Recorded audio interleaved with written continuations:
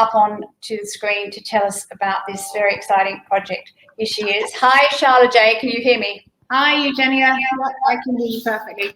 Fab. Well, you look and sound terrific, so I'll hand over to you and look forward to seeing you in 5 minutes. Good luck. Thank you. I realise I pronounced your name incorrectly, purely out of nerves, so forgive me, Eugenie. Hi, everyone else. First of all, thank you so much for just coming out and seeing how you could support the charities here this evening. In a world that's been so tough in this last year and a half, it's just encouraging to see people show up and see how we can make it a better place in many different ways. My name's SJ, and I'm going to give you a quick history lesson, and then I'm going to ask you to join me in the future in changing the future for young Black people here in the UK. So now back for the back to school moment.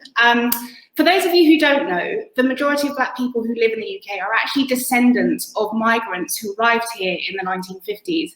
For example, here's a picture of my darling grandma and granddad who migrated here around that time. And growing up, I was fortunate enough to hear their dinner time recollections about how Britain treated them. They were refused housing, which was reinforced by the law. You can see kind of some signs on my slides that says no Blacks, no Coloureds, no Irish. They couldn't get jobs and were often directly told that because of the colour of their skin. So in a way, although it was bittersweet hearing their kind of growing up experiences, I'm also proud to say that it's not a Britain that I personally recognise. Fast forward a little bit, by the 1980s, most of the Black British population in the UK, by this point, were actually UK born. So that generation fought really hard to get more equality than their parents did. For those of you who are old enough to remember, the Brixton riots was a big turning point for us. And it was a point at which Black Brits actually just had enough and demanded change. I think it's partly because they were born here and it was their only home, unlike my grandparents' generation. So they felt they had the right to demand better housing, better treatment by police, and access to education. For example, here's a picture of my mum in her afro-wearing prime, as she says, on her first day at college. And this picture's done the rounds in our family dinners at Christmas and on our family WhatsApp groups, because it marks an important point for us where she was the first of her siblings to be accepted at further education college, which was a breakthrough for us as a family and a sign of the times of her growing up. So things were better, but there was still a long, long way to go for Blacks in Britain. Fast forward to today, and even though some of those issues that I spoke of aren't as visible, for example, we no longer legally have signs that say no Blacks, no dogs, no Irish, we do have issues that I would argue are far more invisible and difficult to address, and therefore far more dangerous. The problem for us is unemployment within the Black community, especially the young Black community. Take the pandemic, for example. Young Black workers have been hit disproportionately hard during the pandemic, and more than 40% are left unemployed, which is 3 times worse than white workers of the same age. In fact, the employment statistics are very similar to that of the 80s that I spoke about, which begs the question of whether much has actually changed in terms of unemployment. So that's the end of my brief history lesson, which brings us to the question, what's possible? Well, if we digress a little bit, if we were to zoom out of the issues within the Black community for a moment and look at some of the larger issues, or larger industries better, driving the UK forward, there's a fast growing emerging industry that's changing the way we work and live. We're all familiar with it, it's tech.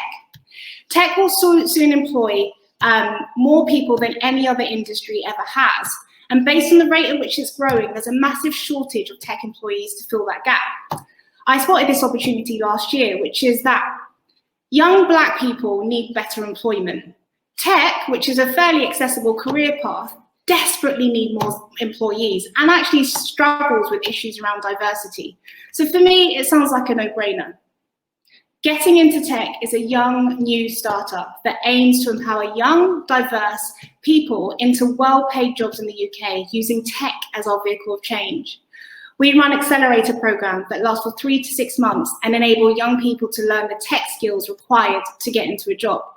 We partner with leading companies that provide mentors, the space, and a bit of funding to connect our young people better still, with their employees.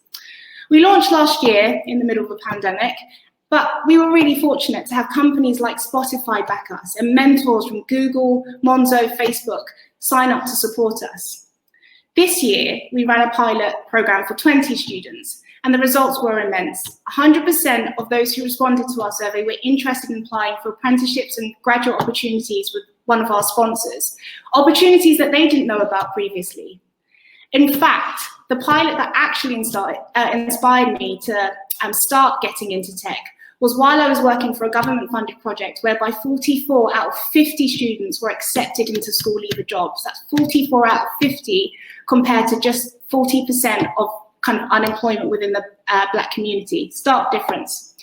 We'd like to run a second cohort, as you can see in the slightly bigger tree, this time for 40 students next year. We want to give them the technical training, the mentoring, the support, and the professional development to enter software development jobs in exceptional companies.